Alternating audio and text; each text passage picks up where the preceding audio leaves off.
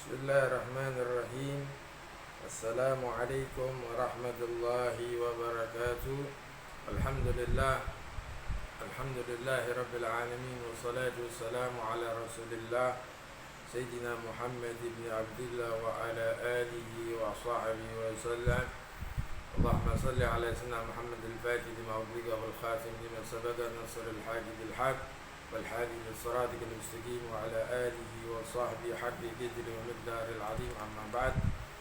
Alhamdulillah, segala puji bagi Allah Subhanahu wa taala yang telah memberikan kepada kita nikmat imanul Islam sehingga kita masih bisa diberikan kesehatan oleh Allah Subhanahu wa taala, panjang umur dalam taat kepada Allah Subhanahu wa taala. Apalagi sekarang kita berada di bulan yang penuh keberkahan, yaitu bulan Ramadan. Mudah-mudahan apa segala yang kita kerjakan, puasa kita, tilawatul Quran kita, sedekah kita, dan lain sebagainya yang berkaitan dengan ibadah kepada Allah Subhanahu wa taala diterima oleh Allah Subhanahu wa taala. Amin ya rabbal alamin. Dan ketika di dalam bulan puasa kita belajar, maka pahalanya lebih banyak lagi. Jadi jangan kalian males, lemas dan lain sebagainya, tapi tambah semangat. Himatul rijal yahdinul jibal. Pada kajian kita kesempatan ini kita akan membicarakan tentang masalah khulafatur rasyidin, yaitu yang setelah Nabi Sallallahu Alaihi Wasallam tidak ada, maka 4 sahabat inilah yang meneruskan perjuangannya Nabi Sallallahu Alaihi Wasallam. Khulafaur Rasyidin artinya adalah pemimpin yang diberikan petunjuk oleh Allah Subhanahu Wa Taala. Mereka berjumlah 4, yaitu Sayyidina Abu Bakar Siddiq, Sayyidina Umar bin Khattab, Sayyidina Utsman bin Affan, dan Sayyidina Ali bin Abi Thalib. Tercatat dalam sejarah peradaban manusia bahwa Khulafaur Rasyidin adalah pribadi-pribadi terbaik hasil didikan Nabi Sallallahu Alaihi Wasallam. Mereka ini adalah didikan oleh langsung, yang mendidik adalah Nabi Sallallahu Alaihi Wasallam. Mereka memiliki sifat terpuji yang patut menjadi teladan umat Islam zaman sekarang. Pengabdian kepada agama tidak disangsikan lagi, nggak usah diragukan. Bagaimana perjuangan Sayyidina Abu Bakar Siddiq, bagaimana perjuangan Sayyidina Umar, Sayyidina Utsman, dan Sayyidina Ali, itu udah nggak diragukan. Dan ini kita butuhkan di zaman yang sekarang ini. Maka pada kesempatan ini kita akan membahas tentang Sayyidina Abu Bakar Siddiq radhiyallahu anhu. Siapa sih Sayyidina Abu Bakar Siddiq? Sayyidina Abu Bakar Siddiq itu lahir pada tahun 573 Masehi dari sebuah keluarga terhormat di Mekah 2 tahun 1 bulan setelah kelahiran Nabi Sallallahu Alaihi Wasallam. Nama aslinya adalah Abdullah ibnu Abu Quhafa yang mendapatkan gelar As-Siddiq setelah masuk ke dalam Islam. Sayyidina Abu Bakar Siddiq adalah mertuanya Nabi Sallallahu Alaihi Wasallam, yang mana Nabi Sallallahu Alaihi Wasallam menikah dengan putri beliau, yaitu bernama Sayyidatah Aisyah radhiyallahu anha. Abu Bakar Siddiq diberi gelar oleh Rasul Sallallahu Alaihi Wasallam, artinya yang benar. Kenapa?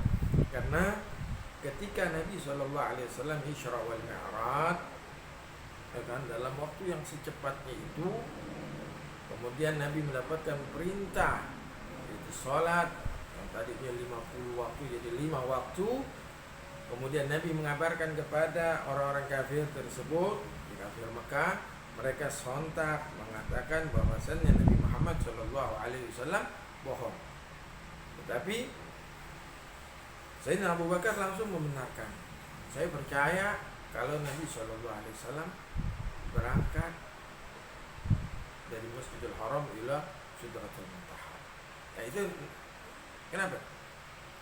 Dijuluki itu As-Siddiq. Kemudian Sayyidina Abu Bakar Siddiq merupakan as-sabiqul awwalun, orang yang pertama masuk ke dalam Islam. Seluruh harta jiwanya dikorbankan untuk membela agama Islam yang pada saat itu masih belum. Lihat bagaimana keyakinan Sayyidina Abu Bakar Siddiq. Dia punya hartanya, dikorbanin semuanya untuk Islam. Sampai Rasul sallallahu alaihi wasallam mubarak alaihi wa ala alihi washabihi mengatakan, apa yang kau tinggalkan? Apa kata Sayyidina Abu Bakar Siddiq? Saya tidak tinggalkan apa-apa kecuali saya tinggalkan Allah dan engkau. Hartanya semuanya diberikan, semuanya untuk kemajuan Islam, untuk berjuang Islam. Nah ini lihat bagaimana. Apakah ada di zaman sekarang itu seperti yang dilakukan, yang dikerjakan oleh Sayyidina Abu Bakar Siddiq radhiyallahu anhu? Walaupun ada, jarang. Dari sekian banyak orang, jarang. Kenapa?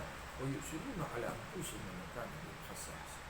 Mereka, Sayyidina Abu Bakar itu memberikan semuanya, padahal dia butuh, tapi dia sudah memiliki Allah dan dia memiliki Rasulullah sallallahu alaihi wasallam. Inilah yang kita butuhkan saat ini. Kalau yang orang sekarang ini hanya bisa berbicara saja, berkembang dengan